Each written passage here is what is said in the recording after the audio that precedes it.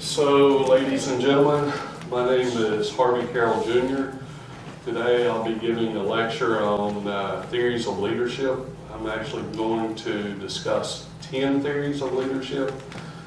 I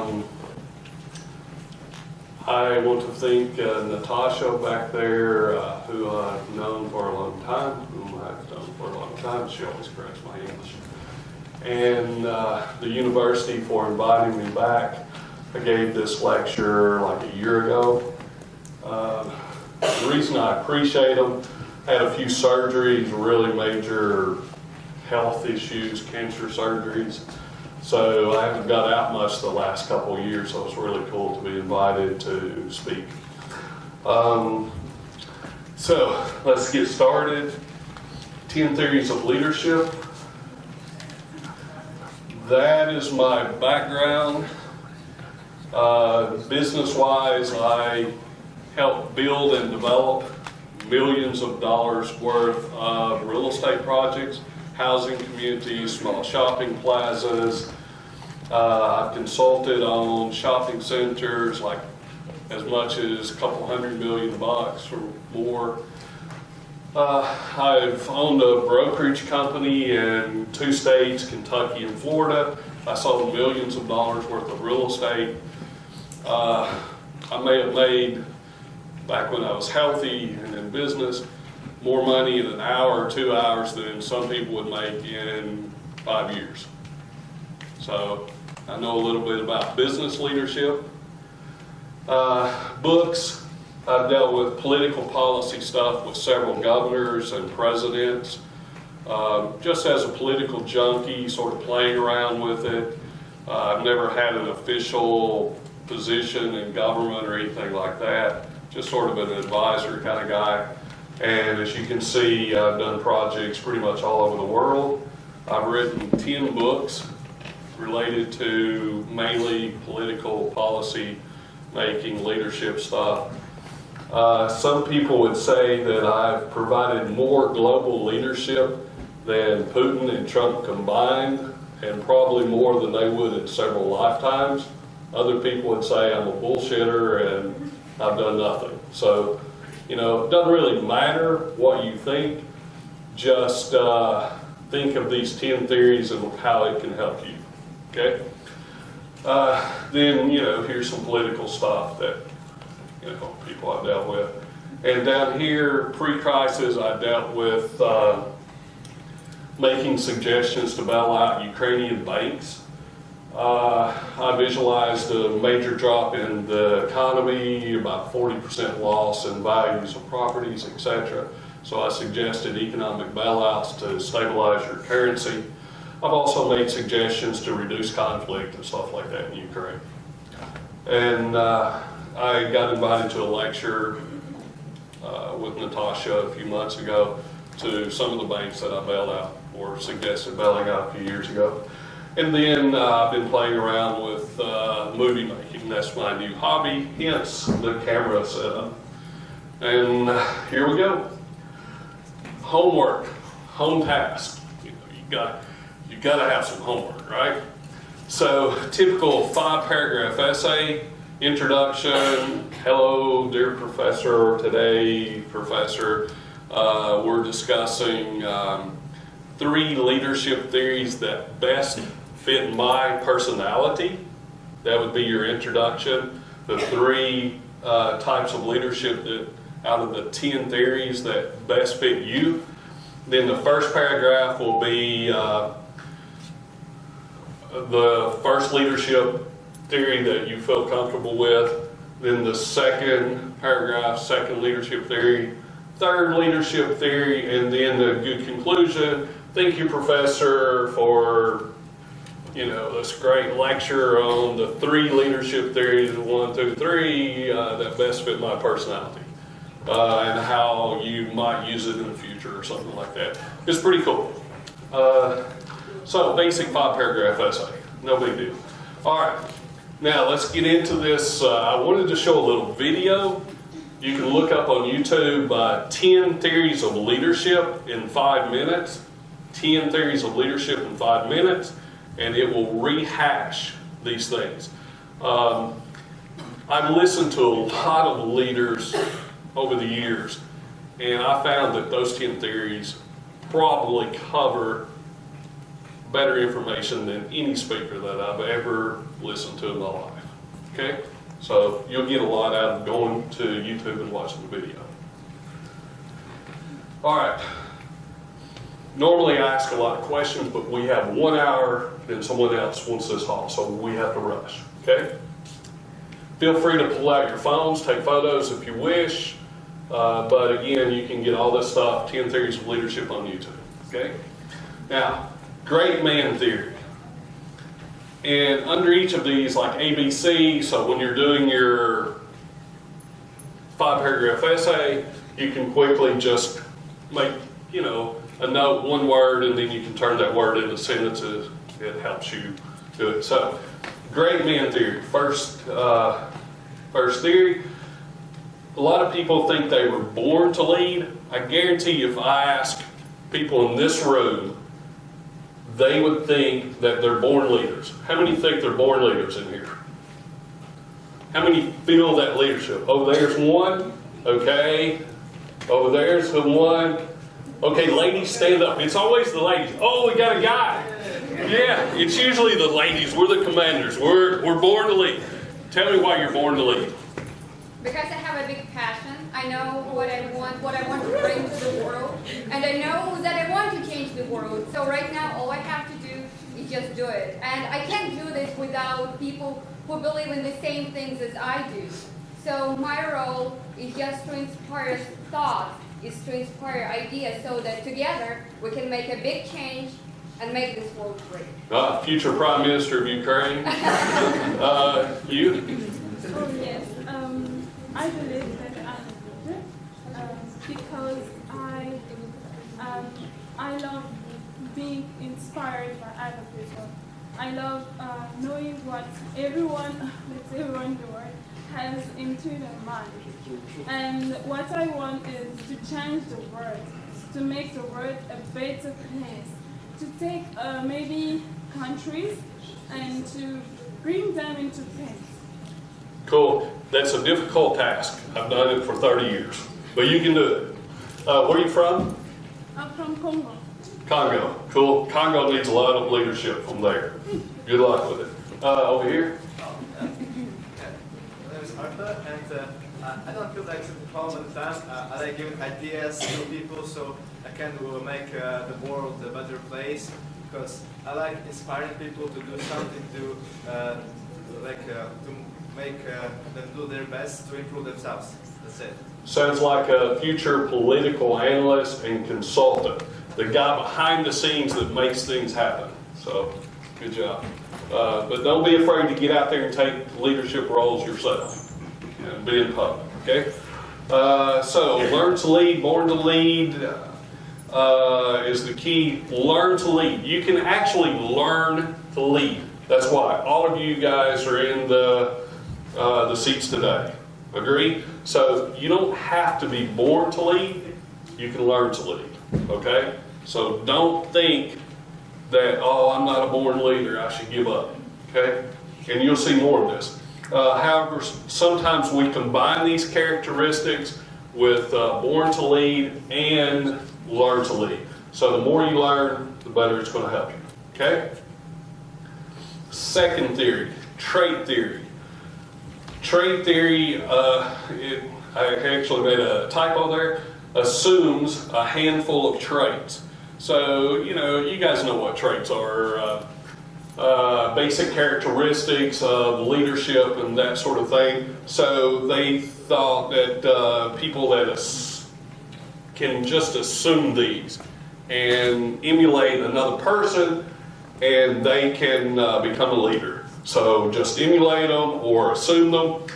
Then political science realized that there's a Rubik's Cube number of traits. Okay, so lots of traits. Yeah? Skills theory. Skills theory. Okay? Skills theory believes like technical skills, people skills, and the ability to conceptual skills to visualize and articulate the big picture. I'm more of a skills theory type of guy. Okay, in business, I spent 8 years in business school. I know business. Okay, I have those skills. I have the conceptualization ability to create a plan, and also I have the people skills to go out and work with contractors, etc., to make things happen. Same thing with political science. I've spent lots of time in that field as well. So skills theory is very good. The more you learn here, the more it will help you in the future. In business, I can go to a business meeting, and in about 30 seconds, I can tell you if that's a good deal or a bad deal. Or if someone is trying to get me into a project that's bad. Okay? Style theory. Style theory, Ukrainians tend to have like an authoritarian type of leadership where my buddy here, Alex, he's from Ukraine. Stand up, Alex, if you would come over here, I'll introduce you. He's originally from Ukraine, but he grew up in Canada, and he's writing a book on various cultural aspects and things like that, and I'll get his help in a few minutes. I'll ask a few questions from him, but in general, he noticed that in China, very authoritative, stay right in the center, not off to the left, not off to the right. Ukrainians tend to be this way also, just not as much. Agree? Yeah? What's one thing that you would mention with the authoritative? Please step up. Okay. Authoritarian leadership. Really, it has to do with somebody wanting people to follow him, right? But do these people want to follow, right? And this is one of the parts that I'm actually studying. Like, what are the characteristics that are necessary for somebody to want to follow this leader? Great, thank you very much. So the difference would be participatory or democratic. Do you have more of a democratic process where people are helping you to decide those things, or is it a top-down kind of leadership, right? And then the laissez-faire where, you just leave people alone, they sort of do what they do, whether it's business, politics, whatever. And then there's a managerial grid considering the balance between concerns for people and performance. When you get into your management classes, you'll see the managerial grid where you try to create that balance. But just realize that there's a lot of authoritarianism in Ukraine, and with all due respect, the old Marxist revolutionary mentality is still very prevalent in Eastern Europe. And you tend to have more change, violent change with revolutions versus the democratic process of constructive elections and ideals, or longer elections that create the emergence of ideas. So those of you that are leaders, political leaders in the future, you need to focus on that constructive, democratic process that takes a longer term, which presents a lot of constructive ideas versus the more violent, let's take it now kind of thing. Okay? Situational leadership theory. I may have, a certain amount of, use 3 or 4 theories myself, but when I came to Ukraine, totally different culture, etc., like he's writing on. So I had to adapt to the situation of Ukraine, how you guys think, etc. So leaders must change, adapt, and overcome the situation. And in this case,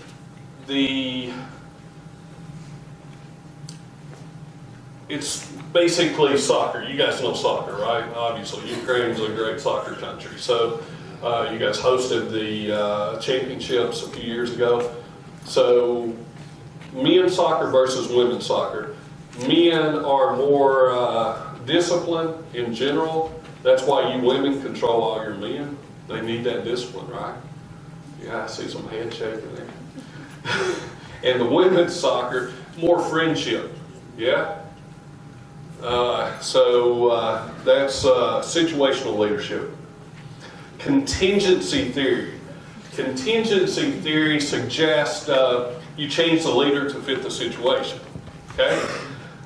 Contingent on matching the leadership style to the setting. Example, conflict versus diplomacy. Doesn't mean you stop diplomacy, but you have certain people that are good military leaders, etc., versus the more diplomatic. So you have to have leaderships that are professional in certain roles. And as a leader, you have these different people that can manage whatever situation arises or contingency. Transactional leadership. Ukraine is very transactional. It's like, give me money for everything. We can do it. Just give me money. But, is that really the process? So the three things to consider here is, let me go back here. Consider a two-way street. This for that. Yeah, simple transaction. Somewhat buys and or provides tangible incentives for follows. What are you going to give me? What's in it for me kind of thing. That's transactional. And then punishes for non-compliance. Somewhat authoritative kind of leadership, but it has to do with rewards or punishments. Transformational leadership, okay? I'm more like a transformational type of guy. I try to inspire, create quality leadership around me, and move things forward. So I cultivate, or transformational leadership cultivates followership. Pay is not the primary motivation for followers. It's not all about money. I meet a lot of people that are involved in social projects, influencing the development of parks, encouraging schools and universities to build soccer fields, tennis courts, all these amenities that Western universities, Western schools have. And this is a great thing. Granted, there's money in it, but socially, it's something that communities want. It improves the quality of life and standards and that sort of thing. So I see a lot of transformational leadership in people that are, involved in social projects for parks and recreation and that kind of thing, environmental projects, etc., and doesn't punish for non-compliance. Leader-member exchange theory. Leader-member exchange is a strong bond. Let me go back here. Strong bond between the leader and the followers. Okay, they create a very tight-knit kind of organization, top-down, and lower performance and retention, because you create a buddy system, almost like the high school cliques, right? The in crowd, the out crowd. And when you see these type of leaders do that, they have lower performance and less people stay. People are coming and going, only a few people. And you will see that in your lifetime, in companies, in politics, and business, etc., etc. Okay. Servant theory of leadership. That's more of a may I help you type of philosophy. It's based on trust, cooperation, reciprocal service, and higher performance. Example, those of you that are religious, Christ following out of love and gratitude instead of compulsion and fear. I think you have a really strong church system in Ukraine, and they do a lot of really good works throughout the country. And so, you see this often in the religious community. But in Western politics, you also see this. They consider themselves public servants. They want to serve the public. They know that they have to work, government, work with business, and the public. So they're creating more comprehensive planning, decentralization kind of stuff, where they want to develop their community on like a clock type basis, right? Here, there, excuse me, here, there, everywhere around the clock, and in the process, they're working with business, which often funds politics. In general, politics is about resources and who controls those resources. So you have to try to create a balance between the business people that are trying to gain access to those resources and the social, pestle, political, economic, social, technological, transportation, environmental, and legal aspects of politics. Okay? So you have to create that balance. And if you're focused on being a public servant to where you're developing these areas, whether it's a community, city, or country, then you can create this balance of business and community or people. And that's really hard to do, but that's what public servants do. Okay? And as a leader, you have to be honest, you have to be able to deal with lots of different people. Professional public administrators in government, business, and serve the public. What do they want to develop?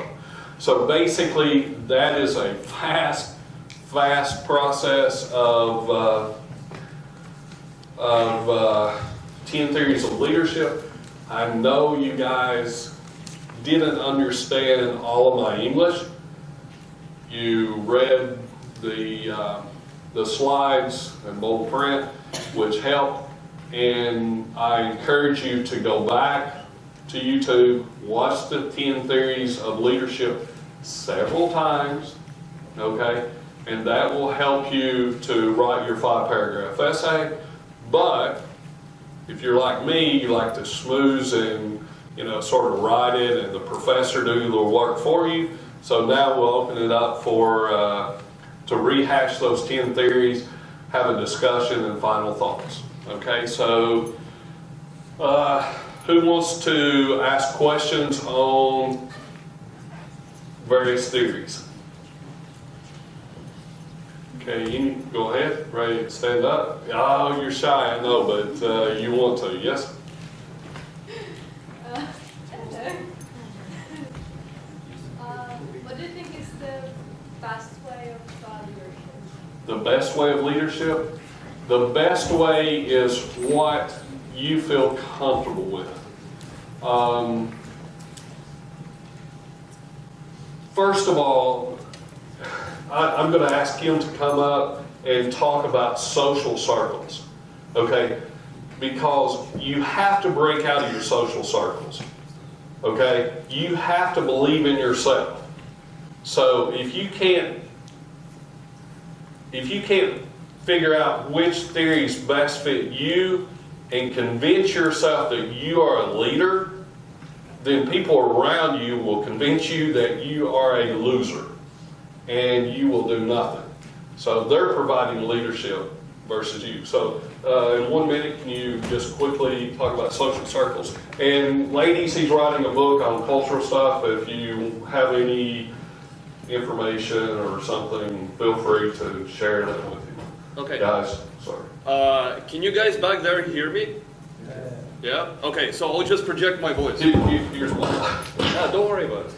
I'll just project my voice. All right, cool. So, what he was talking about, social circles, that's part of my interest, yeah?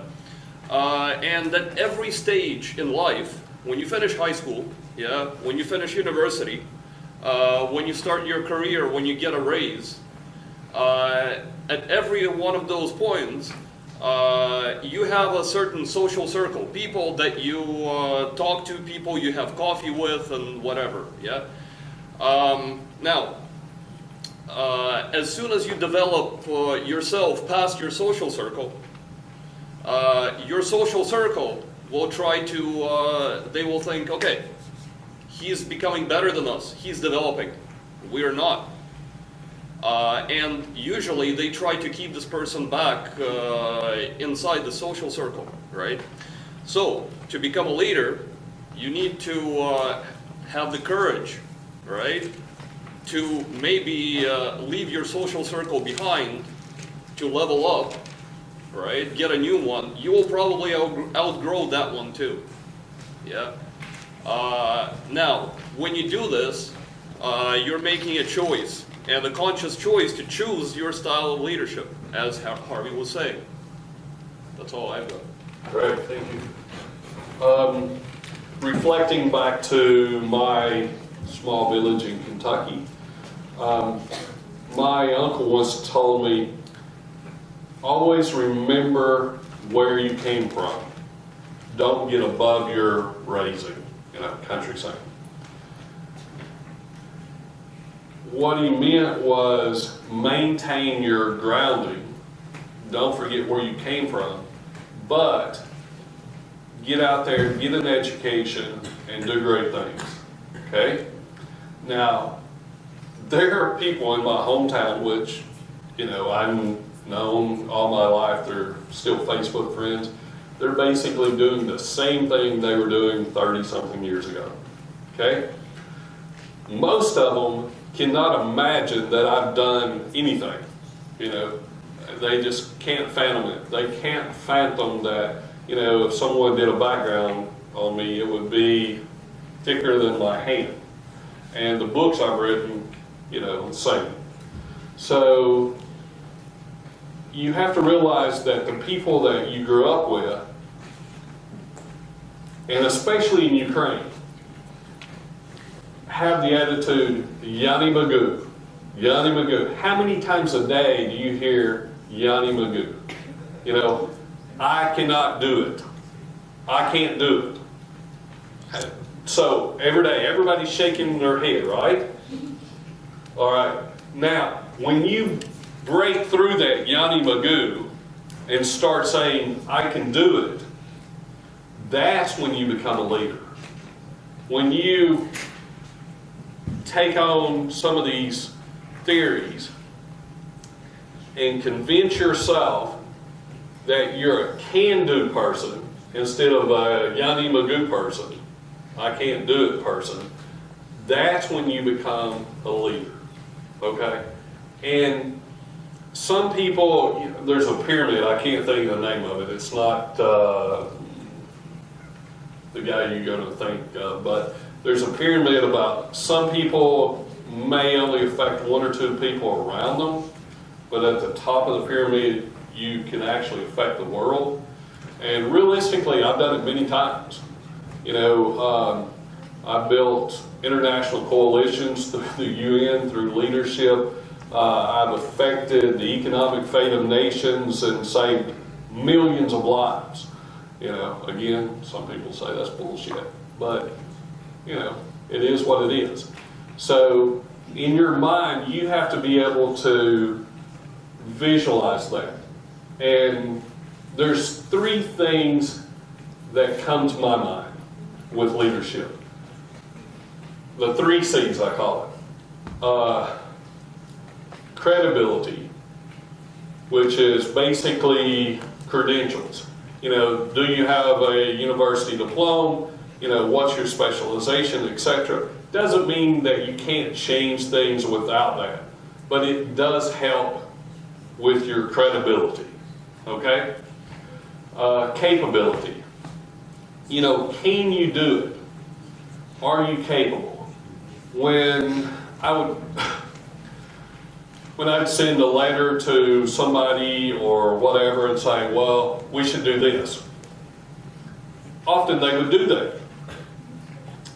If I went to a business guy and said, look, I'm going to build a housing community, a few $1 million worth of homes, you know, can you put up the land on a partner? They would give me the land. I would go to an engineer. They would design the roads and where the homes and stuff would be on a handshake.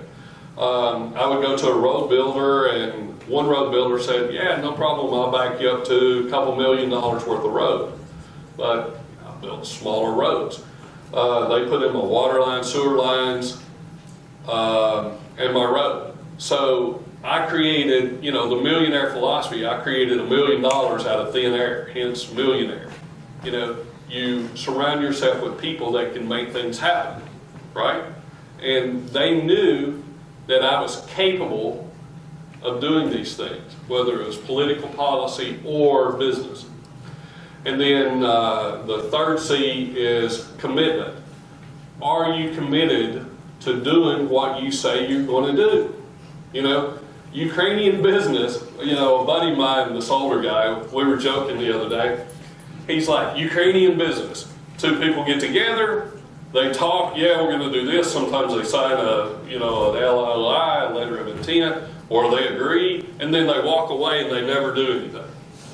You know, Ukrainian business, right? And it's true in many ways, you know. When we go try to do business with people, we have a good plan, business plan, and we start organizing people to make things happen. It's very, very difficult to deal with people that don't have that commitment. Okay? So credibility, capability, and commitment. That is the things that creates my leadership. And a philosophy of constructive leadership over destructive leadership. You have to have some kind of principle. You know, do you want to be an evil tyrant like Hitler? Or do you want to be a constructive leadership and save lives, millions of lives? So, you know, try to be a constructive leader, okay?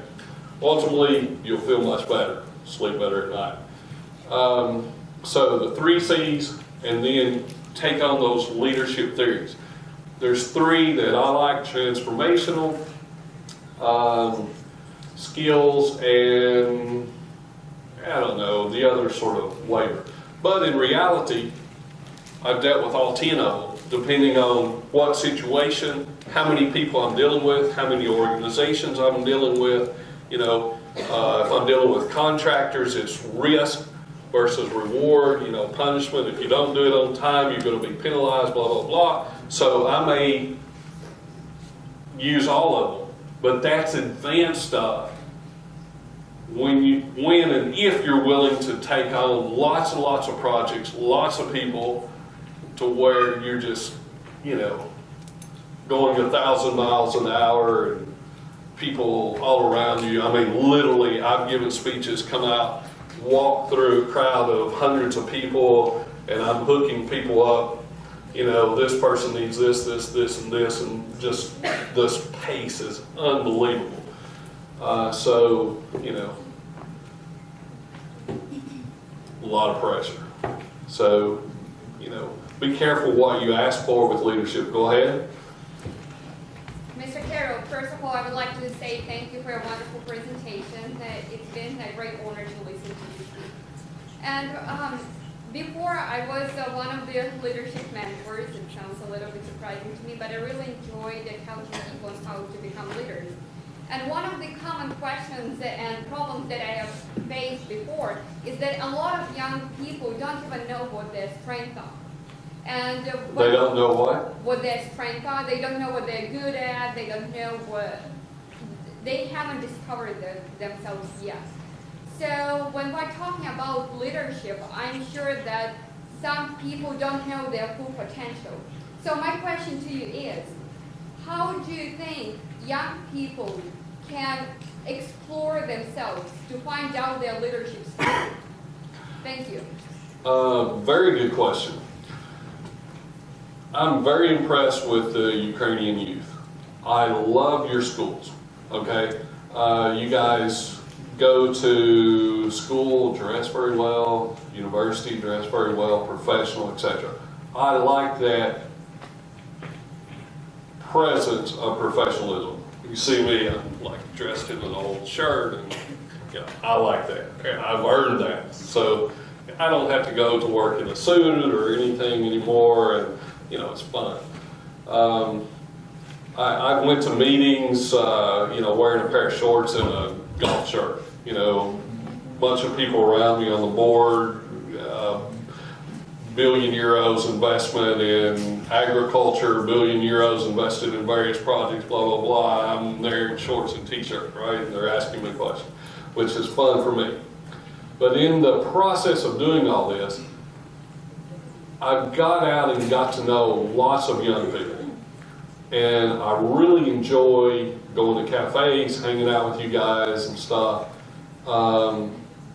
And over the last 16 years, as I've came back and forth to Ukraine, I usually take on like 2 people a year and mentor.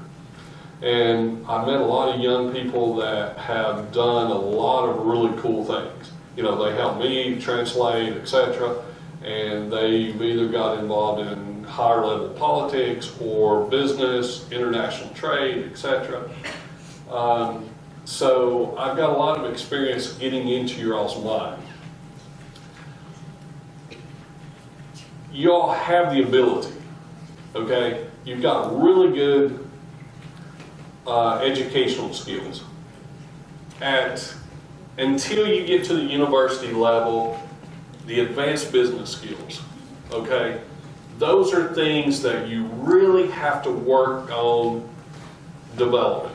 You need to create groups, business clubs, groups, to do advanced business planning and really understand what money is. For the political people, you need to understand what comprehensive planning is, city economic development, those kind of things. That's advanced leadership that you will need, okay, in business or politics, okay? As far as basic leadership skills, you have them. All of you have them. If you got up this morning and you came to class, which you did, you have certain leadership skills. I got up, I made it, right? And you will see that 3 or 4 of these things fit your personality. You just have to start thinking, I can do it. I can do it, make that commitment, and start being leaders instead of young Magoo. I know I restated some of this stuff, but in general, you're leaders. Do it. Simple questions, anyone. What's the Okay. connection between leadership and politics? What's the difference between leadership and politics? The connection. The connection. Okay. There's this old saying about King Arthur's court. Back during the Middle Ages or Renaissance period, Middle Ages, I think, where Merlin the magician said, "Pretend you're an eagle, fly, soar high above, and look down upon your kingdom, and what do you see? What can you, how do you govern your kingdom?" Military leaders, they want the high ground. They want the top of the mountain.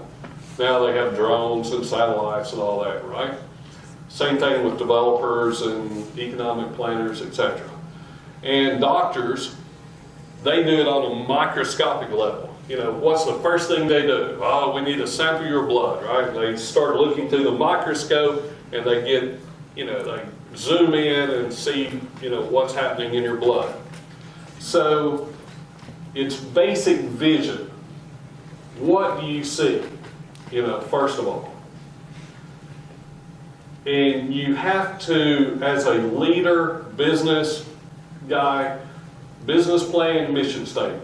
What is your vision statement? What is your vision, mission statement? As a leader, what agenda can you sell to people? What do they need? What do they want? You know, the pest of political, economic, social, technological, transportation, environmental, legal. There we go. And I don't think this will work. So those are the things that are important in government, business, etc. Did I answer the question correctly? Or fully? Okay, here. My question will be, what's the characteristics that you believe every leadership possesses beside believing ourselves? Every qualities other than believing in yourself.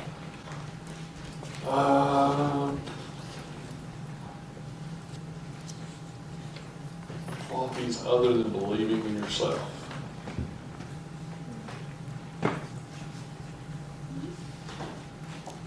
Can you get others to believe in you? You know, how are you going to get others to believe in you? So it's, as a leader, obviously, if you're leading, you have to have people to follow you, right? So why would they follow you? Okay, what facts are you presenting that they can believe in? What's the benefits? You know, the facts, the benefits, the urgency, and always be listening to feedback to your group that you're with and to the people. Okay? So, in order to be a leader and believe in yourself, other people have to believe in you. So, why?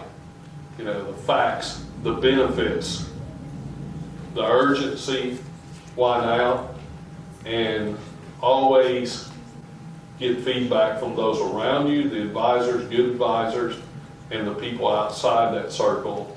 What are they saying? Okay? Good? Anything else? Over here? What do you think is better than all times? Like, who's your muse? Who's my muse? Let's see.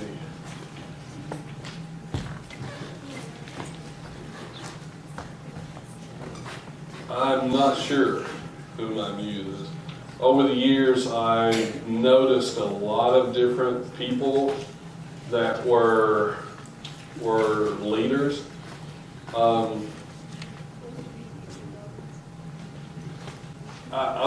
just tell you a little story. I remember being in a theater and watching a movie, Clear and Present Danger with Harrison Ford, right? And this character, Paul Ryan, he had made some suggestions, and then he saw a president actually say that, right? And I got chill bumps, yeah, because I had been in that situation. So I really liked President Bush Sr. Because he listened, or his people listened. And it had a profound constructive effect. Unfortunately, his son didn't. But, you know, I met some really good leaders, and they don't have to be great people. You know, I've got buddies that I grew up with that, you know, like my uncle said, be well grounded, don't forget where you come from. Some of those people have great common sense. And when you get overwhelmed with all the crazy stuff that's going on and you start to lose touch, you know, go back to your hometown. Talk to people that are normal, you know, that are ordinary folks, and get their feedback. And people that have no influence, you know, they've never had any power or anything like that of any significance, were probably some of my best advisors. So the people that I respected the most are the people that would tell me the damn truth and say, look, dude, you're full of shit.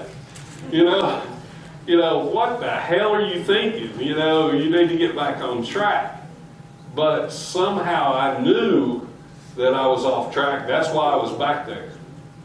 And people that will be real with you, that you trust, not the Yanni Magoo people that are going to bring you down and try to, you know, prevent you from being successful, but the people that you trust that are normal around your, you know, your family, your friends, kind of thing that you grew up with. It's a good grounding effect. Okay, next.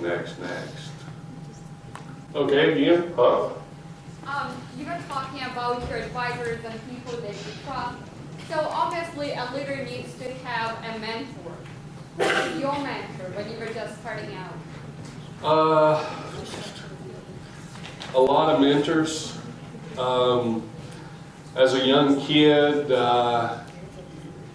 you find them in the strangest places. Today was a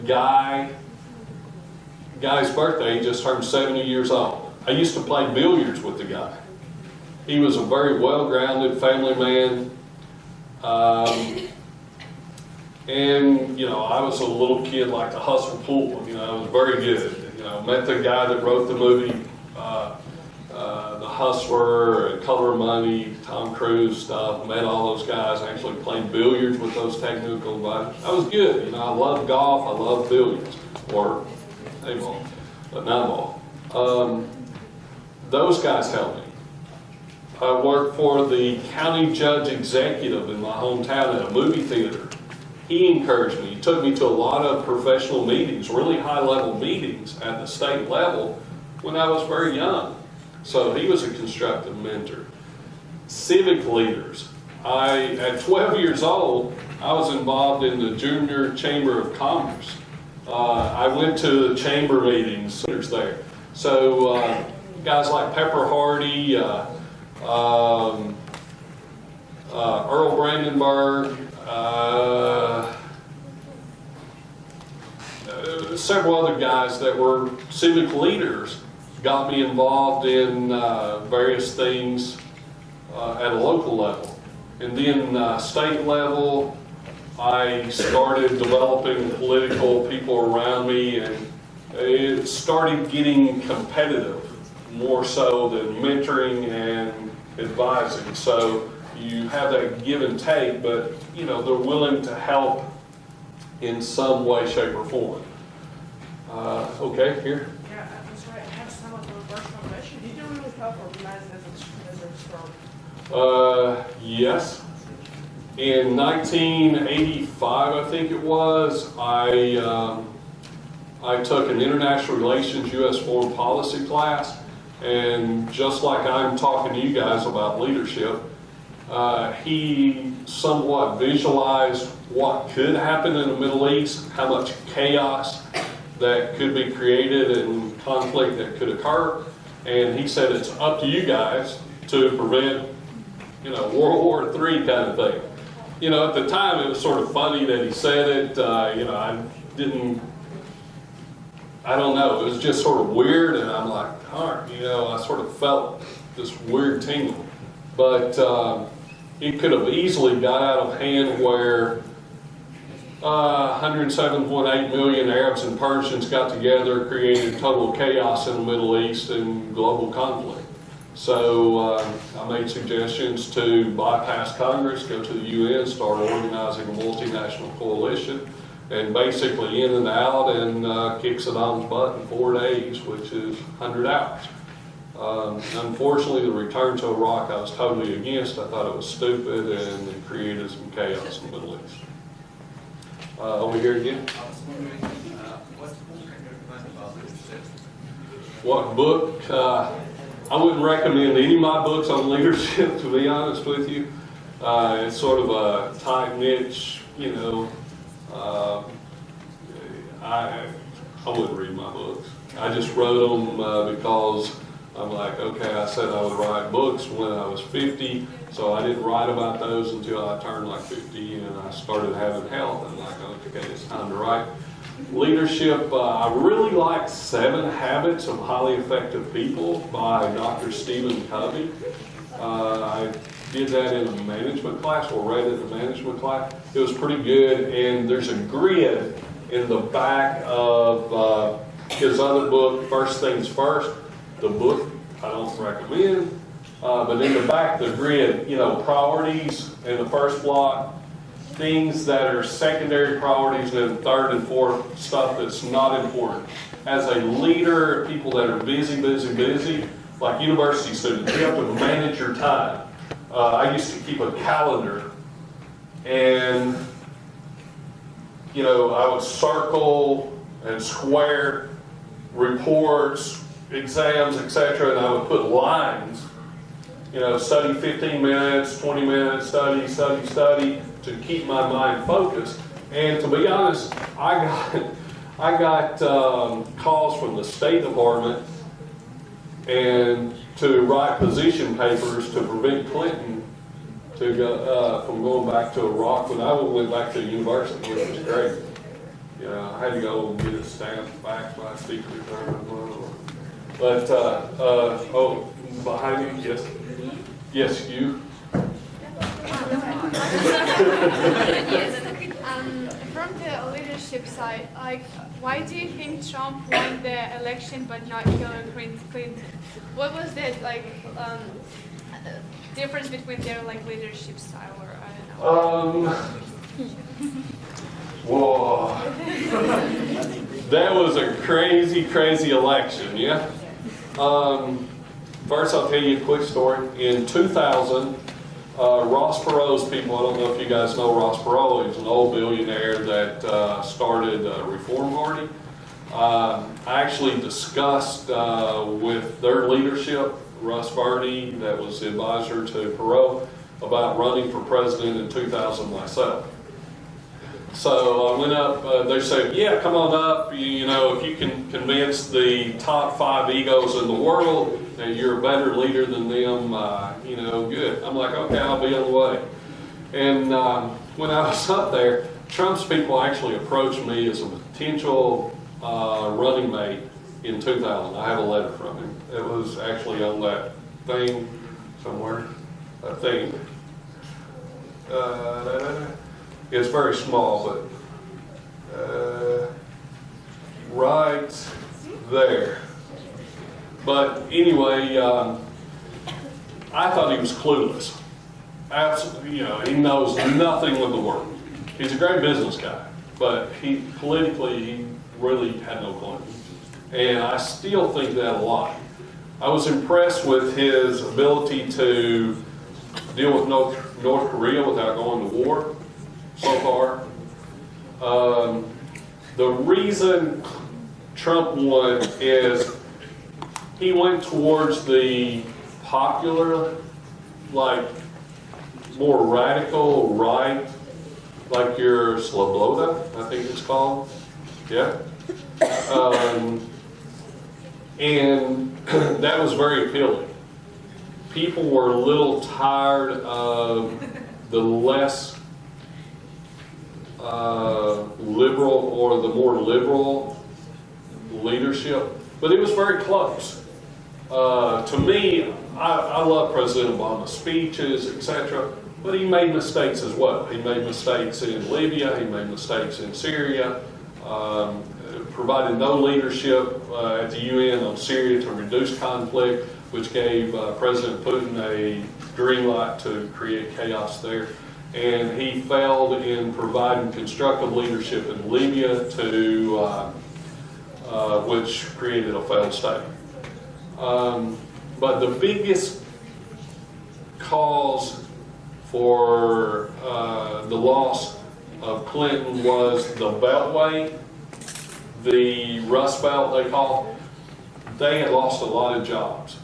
And it was almost a guaranteed loser for Clinton in those key battleground states, because she had a forward deployed diplomacy of international trade, and we had a $1 trillion a year trade imbalance with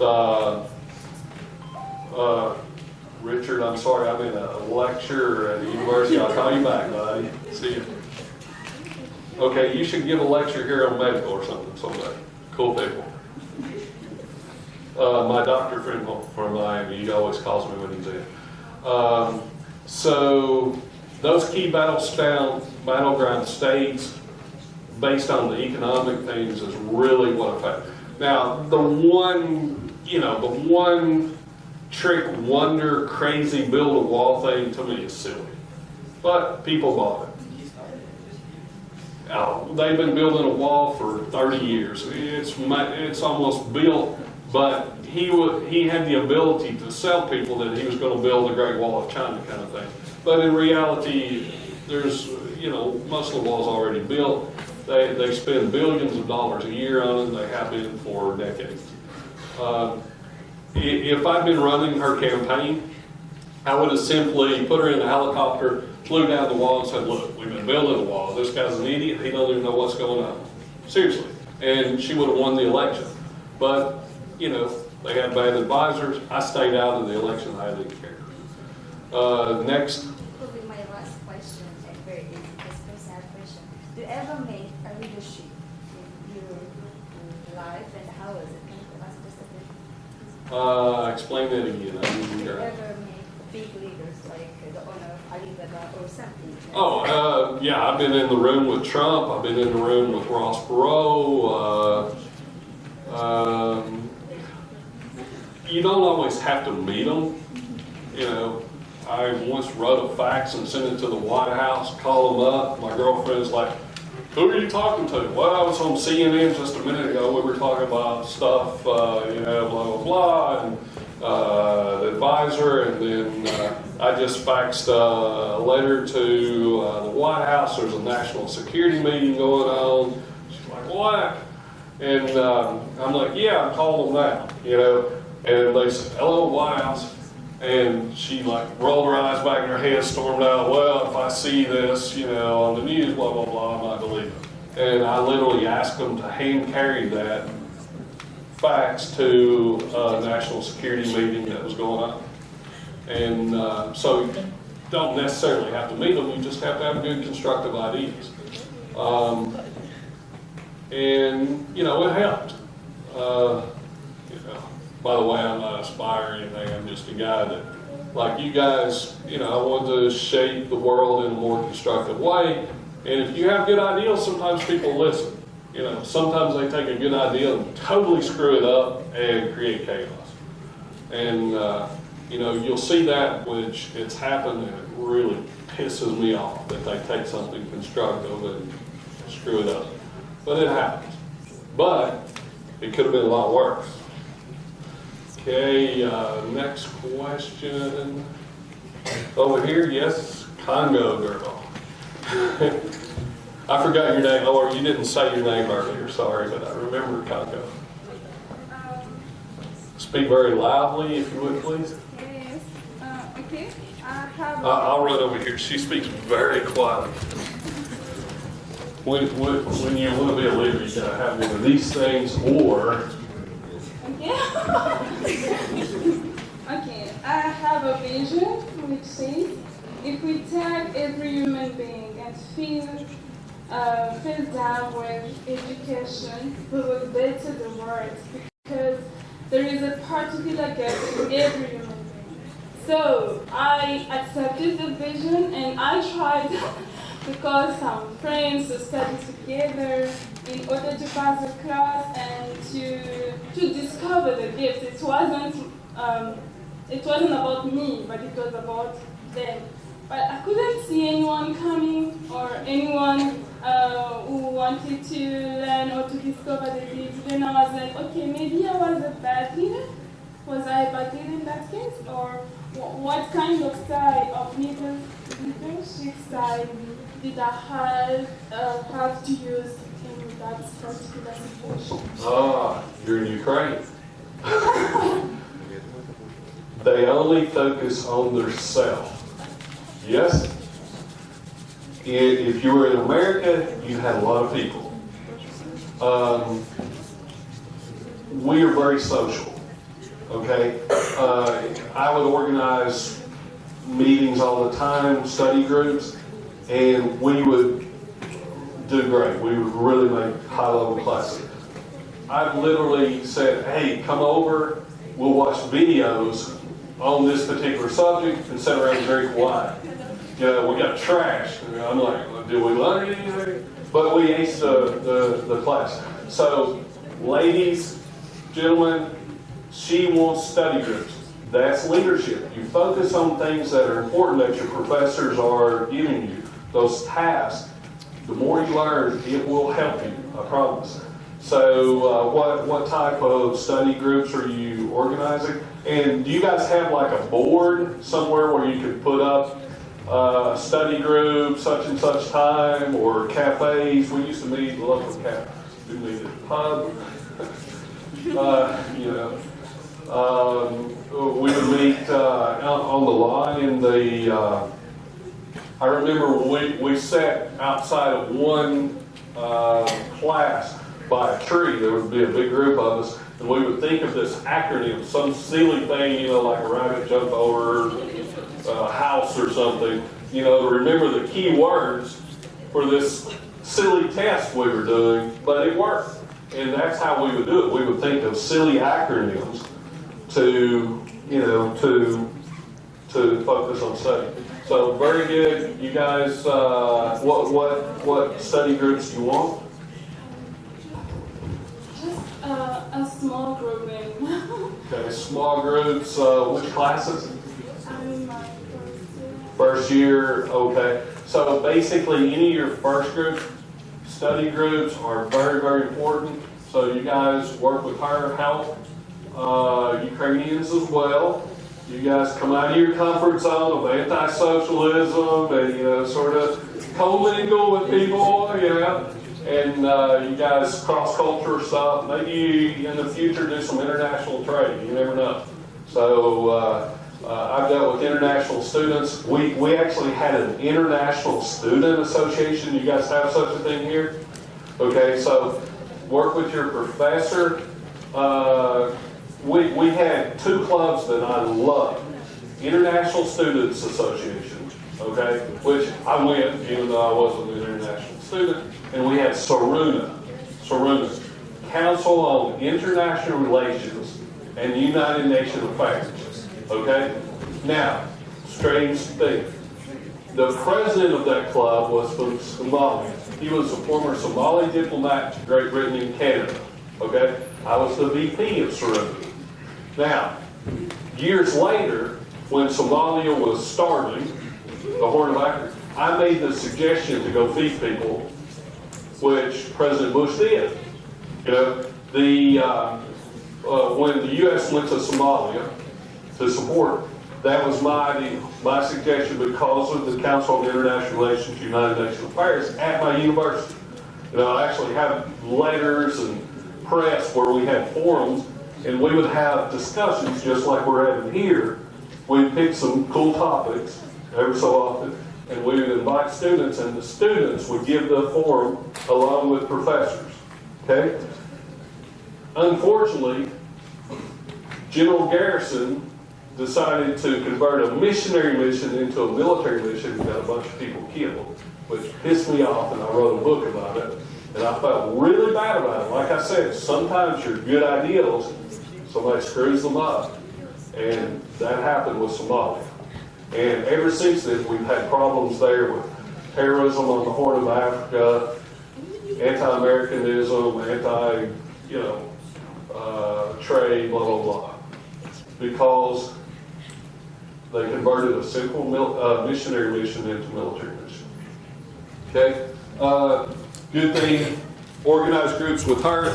Council on International Relations, United Nations Affairs, you should organize a group, you should organize International Students Association, etc. Okay, continue. Next question.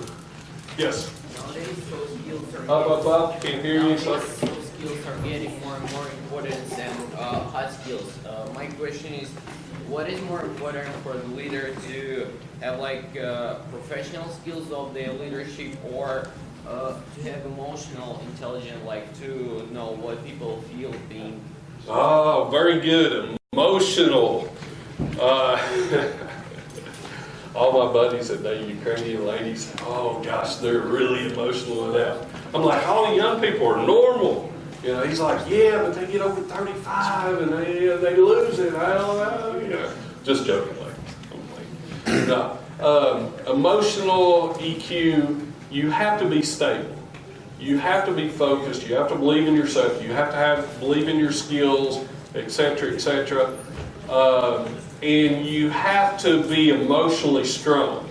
You know, imagine all the people that told me I couldn't influence this or that or the other thing. And if I believed that, what would have happened? You know, to include maybe, you know, a few things, suggestions before and during the Minsk agreements. You know, I met with the Tatar leadership, I met with other people. You know, I was talking about decentralization, comprehensive planning, blah, blah, blah.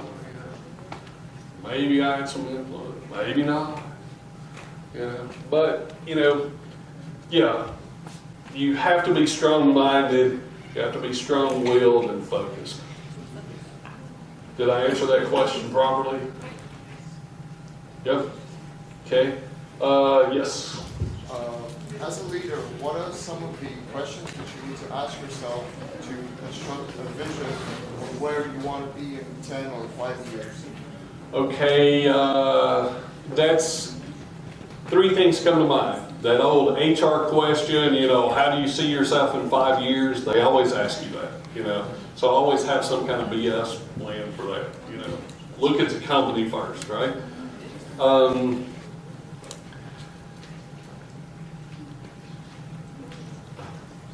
I used to put together something every year on my birthday.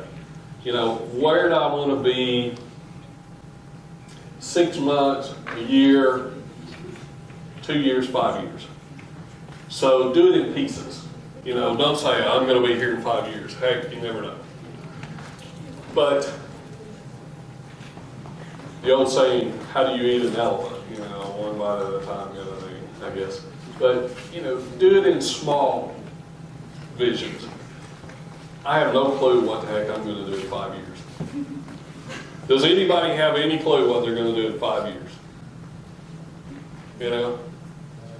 You do? What are you going to do? Well, I know that I'm ready to start my own business and work for myself, but I'm not really sure I'm what project. Okay, cool. Okay, he has a general plan. Good. General plans are good. Your short-term plan, your first year, right? Business. Okay. Basically, yeah, I guess you guys do have like a 4 or 5 year plan. You know, get through university, right? Yeah, that's normal. So you guys have a 5 year plan. Then as you go along, you know, that may shift this or that. But I would suggest every year, you know, readjust what I really want. You know, what makes me happy. That's the plan, to be happy, that's all. Yeah, I was never one of those freakish, you know, I love power, I gotta have power kind of people, you know. I had so much damn power you can't imagine, but I did it in a way that somewhat made me feel good, you know. I felt like I was doing some constructive purpose. And it wasn't all about, yeah, I wanted to be the greatest guy in the world kind of thing, you know. I could really care less, you know. But I did think, oh, wow, it might be cool, I'd be president. But now I just, you know, I'm lucky to get up out of bed and make it to a class. Next question. Pretty shy, she went like this, so I'm going to let her. Not really? My question is, what question would you ask yourself if you were in our place? That's a great She's going to be a great politician. She immediately turns it around. Yeah. Double talk. They never answer the question. They answer the question with a question. But a good question.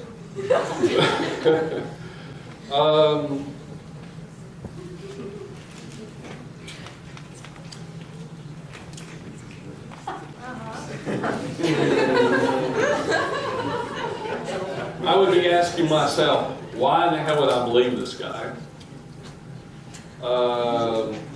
Two, if I did believe that, these 10 theories of leadership will help me, well, what 3 really might be the best for me? And I would get on YouTube and I would watch that 10 theories of leadership in 5 minutes, and I would make a habit of watching it, every so often to see, how am I developing as a leader? What am I, which of these things am I becoming? And, am I becoming a good person or an asshole? All right, thank you all very much for the invitation, and